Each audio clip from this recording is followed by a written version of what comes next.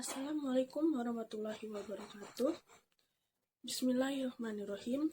Innal hamdalillahi nahmaduhu wa nasta'inuhu wa nastaghfiruhu wa na'udzu billahi min shururi anfusina wa min sayyiati a'malina. Man yahdihillahu fala mudilla lahu wa man yudlil fala hadiya lahu. Asyhadu an la ilaha illallah wahdahu la syarikalah wa asyhadu anna Muhammadan abduhu wa rasuluh. Allahumma sholli wa sallam wa barik ala sayyidina Muhammadi wa ala alihi wa sahbihi ajma'in. Amma ba'du. Allahumma ghafir lil muslimina wal muslimat wal mu'minina wal mu'minati al ahyahi minhum wal amwat innaka sami'un qaribun mujibud da'awat. Dan bismillahirrahmanirrahim. Quran surah Al-Hadid ayat 28. Ya ayyuhalladzina amanu taqullaha wa aminu bi rasulihi yu'tikum kiflaini mir rahmatih wa yaj'al lakum nuran tamshuna bihi wa yaghfir lakum wallahu ghafurur rahim. Artinya, wahai orang-orang yang beriman, bertakwalah kepada Allah dan berimanlah kepada Rasul-Nya Nabi Muhammad. Niscaya Allah menganugerahkan kepadamu dua bagian dari rahmat-Nya dan menjadikan cahaya untukmu yang dengan cahaya itu kamu berjalan serta Dia mengampunimu. Allah Maha Pengampun bagi Maha Penyayang. Pertama-tama, marilah kita panjatkan puji dan syukur kepada Allah Subhanahu wa Ta'ala yang telah memberi kita nikmat iman, Islam, serta kesehatan sehingga saya dapat menyampaikan ceramah kali ini. Salawat serta salam semoga senantiasa tercurahkan kepada junjungan kita Nabi Muhammad SAW, keluarga, sahabat, dan seluruh pengikutnya hingga akhir zaman. Sebelum masuk ke topik yang dibahas, izinkan saya memperkenalkan diri terlebih dahulu. Perkenalkan, nama saya Azizah Bibi Saputri dari Prodi Sistem Informasi kelas 5A Fakultas Teknik dan Ilmu Komputer. Untuk para penonton yang dirahmati Allah, pada kesempatan yang berbahagia ini, izinkan saya menyampaikan sebuah ceramah dengan tema yang sangat penting dan relevan dalam kehidupan kita, yaitu membangun kehidupan yang mulia tanpa zina. Tema ini menjadi penting karena zina adalah salah satu dosa besar yang tidak hanya merusak hubungan kita dengan Allah Subhanahu wa Ta'ala, tapi juga membawa dampak negatif yang besar bagi kehidupan individu, keluarga, dan masyarakat. Semoga apa yang saya sampaikan bermanfaat bagi kita semua dan menjadi pengingat untuk semakin mendekatkan diri kepada Allah Subhanahu wa Ta'ala. Oke, untuk mempersingkat waktu, kita masuk ke topik yang akan dibahas. Di sini, yang pertama saya akan membahas pengertian dan larangan zina dalam Islam. Dan zina sendiri artinya, zina adalah perbuatan hubungan badan di luar pernikahan yang sah. Allah Subhanahu wa Ta'ala secara tegas melarang perbuatan zina dalam Al-Quran. Dan ayatnya berbunyi,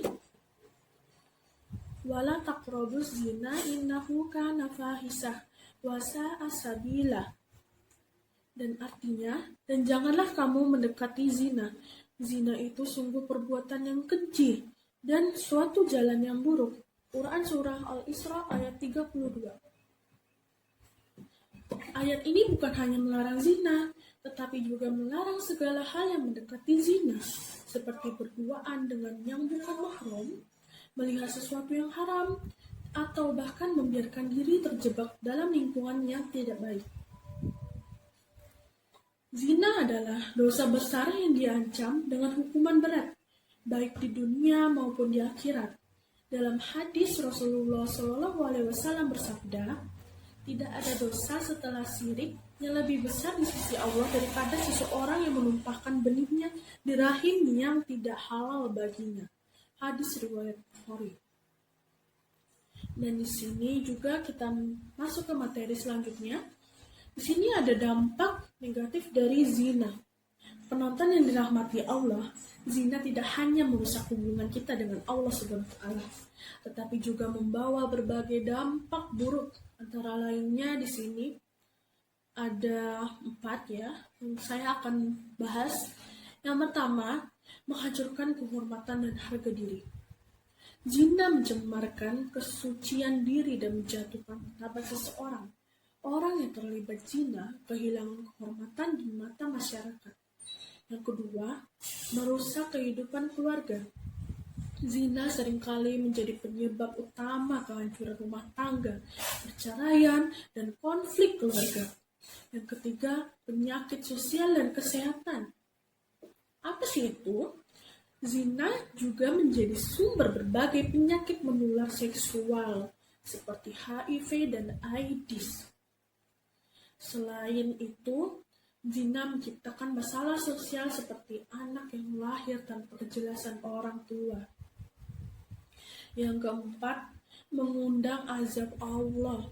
Dalam sejarah umat terdahulu, banyak kaum yang diajak oleh Allah karena perbuatan zina, seperti kaum Nabi Lut yang dihancurkan karena perilaku menyimpang mereka.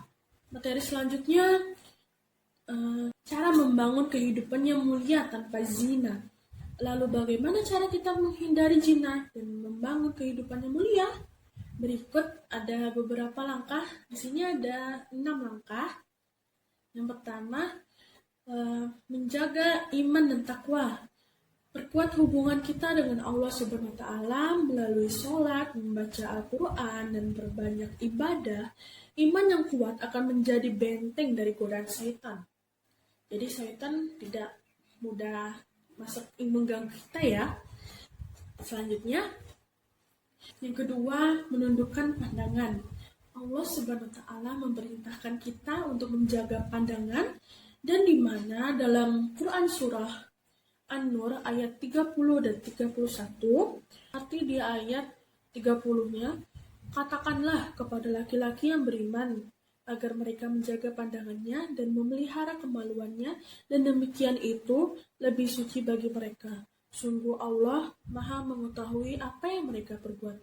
Dan di ayat 31-nya artinya, dan katakanlah kepada para perempuan yang beriman agar mereka menjaga pandangannya dan memelihara kemaluannya, dan janganlah menampakkan perhiasannya auratnya kecuali yang biasa terlihat, dan hendaklah mereka menutupkan kain kerudung ke dadanya, dan janganlah menampakkan perhiasannya auratnya kecuali kepada suami mereka, atau ayah mereka, atau ayah suami mereka, atau putra-putra mereka, atau putra-putra suami mereka, atau saudara-saudara laki-laki mereka, atau putra-putra saudara laki-laki mereka, atau putra-putra saudara perempuan mereka, atau para perempuan sesama Islam mereka, atau hamba saya yang mereka miliki, atau para pelayan laki-laki tua yang tidak mempunyai keinginan terhadap perempuan, atau laki-laki yang belum mengerti tentang aurat perempuan, dan janganlah mereka mengentakkan kakinya agar diketahui perhiasan yang mereka sembunyikan. Dan bertobatlah kamu semua kepada Allah, wahai orang-orang yang beriman, agar kamu beruntung. Dan di sini singkatnya tuh, jadi intinya Allah memerintahkan laki-laki dan perempuan beriman untuk menundukkan pandangan mereka kepada yang bukan mahramnya, atau yang bukan halal baginya gitu. Terus yang ketiganya, menghindari pergaulan bebas. Bertemanlah dengan orang-orang yang soleh dan jauhi pergaulan yang tidak membawa manfaat. Lingkungan yang baik akan membawa kita tetap berada di jalan yang benar. Yang keempat, mempercepat pernikahan. Bagi yang sudah mampu, menikahlah untuk menjaga diri dari zina. Rasulullah SAW bersabda, wahai para pemuda, barang siapa di antara kalian mampu menikah, maka menikahlah. Sebab nikah itu lebih menundukkan pandangan dan lebih menjaga kemaluan. Hadis riwayat Bukhari dan Muslim. Dan di sini yang kelima, memperkuat pendidikan agama. Ajarkan nilai-nilai Islam sejak dini kepada anak-anak kita. Pemahaman agama yang baik akan menjadi bekal untuk menjalani hidup sesuai syariat. Yang keenam, berdoa kepada Allah Subhanahu wa taala. Mintalah perlindungan kepada Allah dari godaan syaitan. Sebuah doa yang diajarkan Rasulullah SAW. Ya Allah, aku memohon kepadamu petunjuk dan ketakwaan, kesucian dan kecukupan. Di sini ada 5 tips yang bisa kita hindari. Yang pertama, hindari tempat-tempat yang memicu zina. Yang kedua, jaga pandangan dan perilaku. Yang ketiga, berinteraksi dengan orang lain dengan sopan dan hormat. Yang keempat, fokus pada kegiatan positif dan bermanfaat. Yang kelima, berdoa dan memohon perlindungan kepada Allah Subhanahu wa taala. Demikianlah yang dapat saya sampaikan kepada kesempatan kali ini. Jika ada kebenaran dalam apa yang saya ucapkan, itu semua datangnya dari Allah Subhanahu wa taala. Namun jika ada kesalahan, itu murni dari kelemahan saya sebagai manusia biasa, dan saya memohon maaf atas kesalahan tersebut. Marilah kita jadikan ilmu yang telah kita dengar sebagai bekal untuk memperbaiki diri dan mendekatkan diri kepada Allah Subhanahu wa taala. Semoga Allah selalu memberikan kita kekuatan untuk tetap istiqomah di jalannya. Wassalamualaikum warahmatullahi wabarakatuh.